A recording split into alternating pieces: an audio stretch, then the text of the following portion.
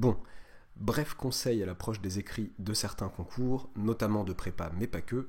Conseil à l'attention en particulier d'élèves qui aiment bien travailler en groupe. Mon conseil est simple, c'est de bien se réserver son précaré, en termes de travail individuel. Précaré, le Larousse me dit, domaine réservé de quelqu'un sur lequel il veille avec un soin jaloux qu'il protège des empiètements des autres. Donc le Larousse, quand je dis le Larousse, c'est sur internet, c'est pas le Larousse de chez mes parents, dans la bibliothèque. Larousse que dans mon enfance j'ai passablement amoché en imaginant des campagnes militaires sur chaque carte de chaque pays du monde. Désolé maman pour ce gâchis.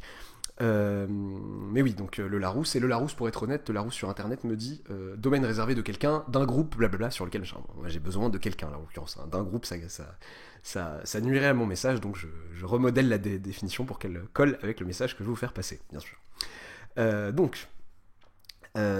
Travailler en groupe, c'est très bien. Se faire aider en mathématiques quand on peut, c'est très bien, soit par des camarades, soit avec d'autres camarades de niveau équivalent. Le mieux, c'est d'être de niveau équivalent pour pas qu'il y ait un camarade qui soit beaucoup plus fort que les autres, entre guillemets, qui voit plus vite et qui donc va donner les bonnes réponses trop vite et qui va être ralenti à son tour par les autres.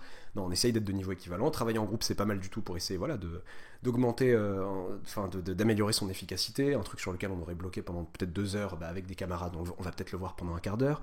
Se faire aider, si on a quelqu'un qui peut et veut nous aider, si on en a les moyens, entre autres, etc. Ça peut être une bonne chose en matière d'efficacité. C'est censé rendre votre travail efficace. Mais votre travail.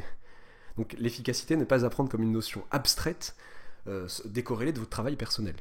Donc, c'est comme une sorte d'énergie potentielle qui ne sert à rien tant qu'elle n'est pas convertie en énergie cinétique. Voilà, ce sera la seule saillie physique, je pense, de cette chaîne. Peut-être pas, mais de cette série, parce que si je m'aventure trop en physique, je vais vous dire des bêtises.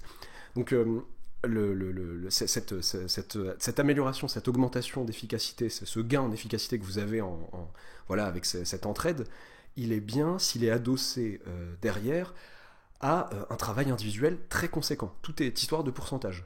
Plus vous réserverez la part belle à ce travail en groupe et donc à cette recherche d'efficacité, et moins vous aurez de temps logiquement pour votre travail individuel.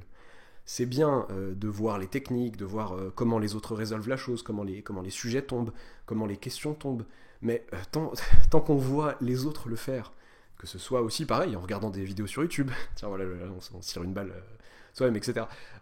C'est très bien, mais tant qu'on n'est pas là avec son propre stylo à essayer de griffonner, à voir que là que ça n'a pas marché, à toucher ses propres préférences en termes de tiens, moi j'aime bien mettre 2 scalaires quand je montre que machin est un sous-EV, eux ils mettent plutôt un scalaire. Vous voyez, à se constituer sa propre autonomie mathématique. Tant qu'on ne s'est pas donné les moyens temporels, en termes de temps en fait, d'y arriver, on risque d'être dans le syndrome de j'y arrive, j'ai l'impression d'y arriver en TD. En TD, j'ai des bonnes idées, je lève le doigt, etc. Mais en DS, voilà, je panne de stylo.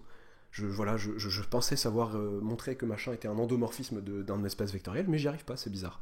Voilà, c'est ce genre de situation. Après, voilà, comme tout conseil, chaque fois que vous entendrez un conseil, il faut faire vraiment attention à bien comprendre qu'on parle à un profil type, peut-être que vous, spécifiquement, vous arrivez bien à faire la logistique en termes de travail, de travail en groupe, et que en fait ça vous est profitable pour telle ou telle raison. Mais je parle globalement, et notamment au profil d'élève qui viendra me dire je vois une grosse différence en termes d'efficacité quand je balance des idées en TD en classe pour résoudre un exo, voire même parfois en colle, la colle permettant parfois de pas tout rédiger, etc., puisque j'ai l'oral pour appuyer mon écrit. Et je disais donc une grosse différence d'efficacité entre ça et ce qui va arriver en DS ou en concours.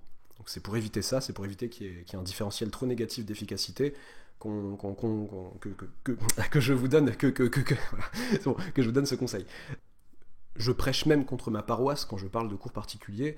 Les élèves que je peux avoir et que je peux suivre, si certains parfois sont très demandeurs d'augmenter énormément les cours à l'approche des concours, bon, ça dépend lesquels, mais il y en a certains à qui je vais dire c'est pas une bonne idée.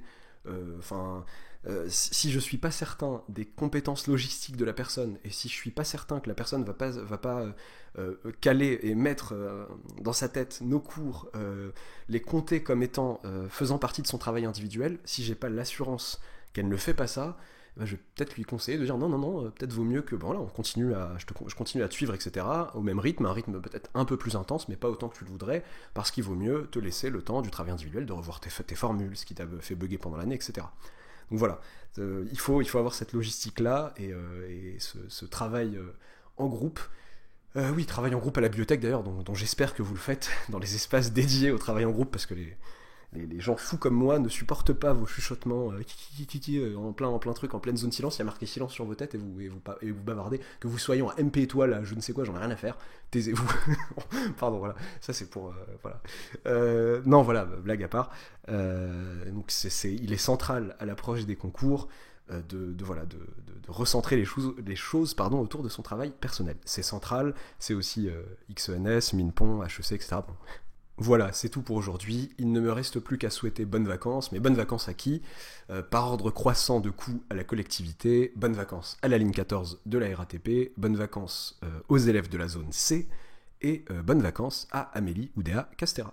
À bientôt pour une nouvelle vidéo.